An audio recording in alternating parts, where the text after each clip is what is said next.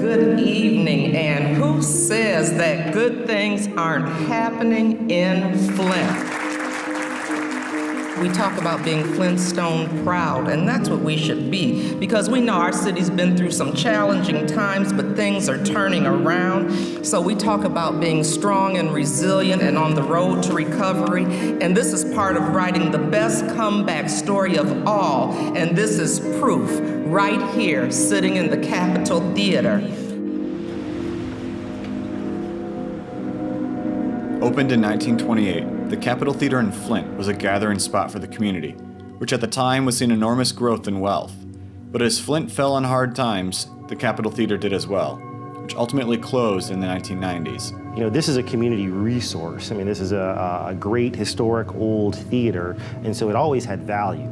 It's just more, I think, about how you prioritize those values. And I think now that people are realizing what it means to the community, they're willing to invest in it and are excited that it's coming back. As renovations began, painter and lifetime Flint resident Stephen HEDDY remembers coming to the Capitol Theater as a child, and now he's overseeing the meticulous paint restoration of every surface in the building. It didn't upset me like some people. Yeah, the plaster in some areas was caving in, and it had been neglected, and there was dust on everything a couple inches thick, but yet I could see it right the minute I walked in the door. I could see it just as it looked when I was 10 years old.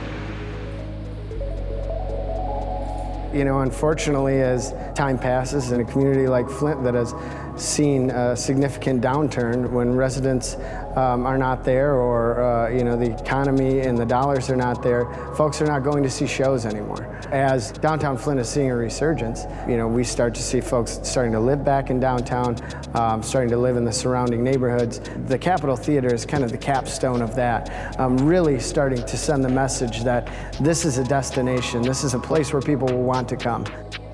Theaters everywhere are being reborn, giving residents and visitors a chance to reconnect with their downtowns. We can look at theaters as kind of bridging the gap between a couple generations, right? My parents used to go there, and I can't wait till they're done rehabbing this thing so I can go there. Whether it's to go see a show or to go eat in that location, you know, we've got theaters that are turning into, you know, all kinds of things.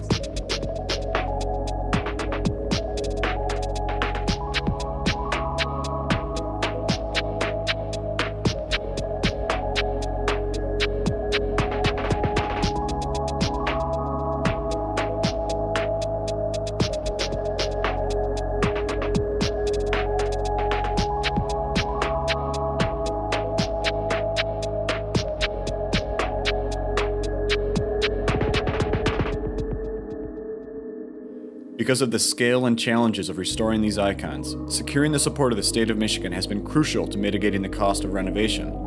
But that contribution is easily outweighed by the economic impact these buildings have on the community. So I would say the downtown theater could be looked at as of course, a cultural catalyst, but they're also economic drivers of that downtown. They drive citizens to that community, to that downtown, whether it's, you know, you're going to see a show or you're going to have dinner before, you're going to have dinner after. You might stop by a couple shops as you're on your way to the theater. 5, 4, 3, 2, 1.